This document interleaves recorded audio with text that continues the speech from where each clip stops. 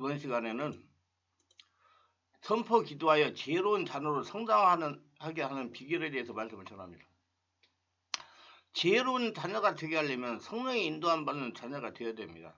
성령의 인도함은 기독교 신앙에서 성령 하나님의 영의 신자들의 삶을 인도하고 지도하는 개념을 말합니다. 하나님은 성령이 영원토록 함께 하신다고 했습니다. 이는 성경에서 중요한 주제를 다루어지며 그리스도인의 일상생활, 도덕적 경험, 그리고 영적 성장에 대한 방향과 도움을 제공하는 것으로 이해가 됩니다. 성령 인도함 받는 자녀가 되게 하려면 먼저 성령으로 세례를 받아야 됩니다. 성령으로 세례를 받아야 실제적으로 살아계시는 성령의 인도를 받을 수가 있습니다. 구약에서 성령의 역할은 구약 성경에서 성령은 하나님의 뜻을 전달하고 특정 인물들에게 힘과 지혜를 주는 역할을 했습니다. 예를 들어 성령은 예언자들에게 임하여 하나님의 메시지를 전하도록 하였고 사사들의 임하여 이스라엘을 인도하고 보호하게 하셨습니다. 성령은 기드온, 삼손, 여호수아 등의 사사들의 임하여 그들의 이스라엘 구원하도록 도왔습니다. 성령은 이사야, 예레미야, 에스겔 등의 예언자들에게 임하여 하나님의 말씀을 전하게 했습니다. 신약에서는 성령의 역할, 신약에서는 성령이 더욱 두드러지게 나타나며 성령의 역할이 확장됩니다. 성령은 그주의 사역을 통해 주어진 은혜의 선물로 신자들에게 지속적 인도와 도움을 제공하는 존재로 나타납니다. 예수님은 성령이 제자들에게 임하여 진리 가운데 인도하고 그들을 가르치며 모든 것을 생각나게 할 것이라고 약속하셨습니다. 사도행전 1장에서는 성령이 오순절 제자들에게 강력하게 강림하여 그들을 능력으로 충만하게 하고 복음을 전하는 사명을 수행하도록 인도합니다. 진리로 성령의 인도, 성령은 진리로 인도합니다. 요한복음 16장 10절에서 예수님은 성령이 진리영이라고 부르며 모든 진리 가운데로 신자를 인도한다고 말씀하십니다. 진리는 예수님입니다.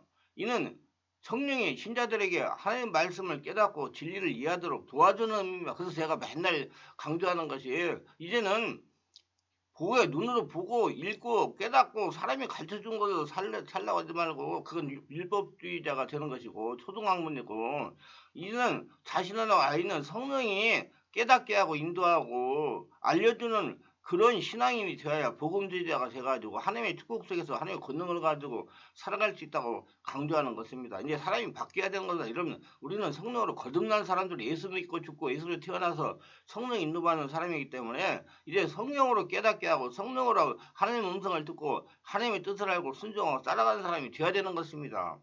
성령은 신자들이 하나님의 뜻에 따라 삶을 살도록 지도합니다. 갈라디아서 5장 16절에서는 성령을 따라 행하라. 그리하면 육체의 욕심을 이루지 아니하라고 말합니다. 이는 성령이 신자들이 윤리적 도덕적으로 올바른 삶을 살도록 인도함을 의미합니다.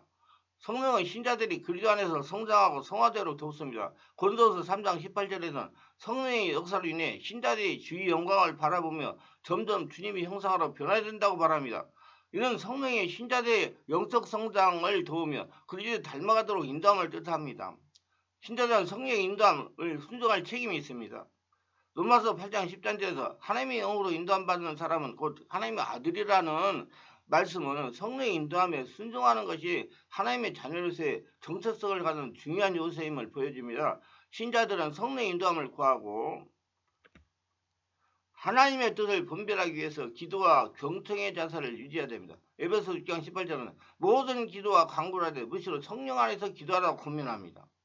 우리 자녀들은 어려서부터 성령의 인도받는 자녀가 되도록 신앙도도 해야 됩니다. 그래야 하나님의 지혜로 험한 세상을 건강하고 행복하고 신명나게 살아갈 수가 있습니다. 그래서 어려서부터 안수를 받는 것입니다. 부모님이 안수하는 것입니다. 이것이 최고의 치유 방법입니다. 선포기도는 이렇게 하시기 바랍니다. 아이를 안고 머리에 손 얹어서 선포기도 합니다. 자그마한 소리로 합니다. 놀래니까 크게 하면 어머니가 해도 좋고 아버지가 해도 좋습니다.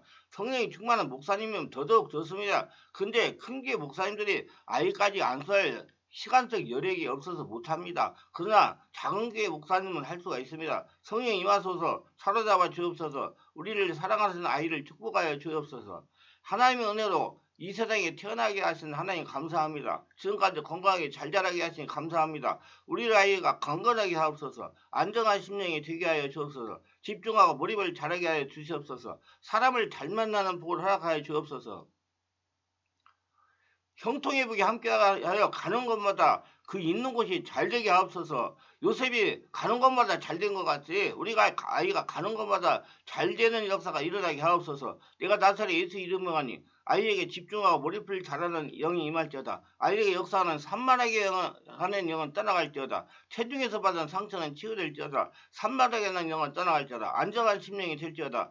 혈통의 대물림은 끊어질지어다. 혈통의 역사하는 더러운 귀신들은 떠나갈지어다. 심령의 옥소가 될지어다. 심정에 착한 아이가 될지어다. 형통회복이 임할지어다. 지혜로워질지어다. 영이 강건하게 될지어다. 사람 닮아 나는 축복이 임할지어다. 예수님의 이름으로 기도합니다. 이렇게 지속적으로 안수를 하세요. 관심을 가지고요. 어릴 때부터 영적 체질이 되어서 아주 좋습니다. 은혜가 되셨다면 구독, 좋아요, 알림 설정을 부탁합니다. 감사합니다.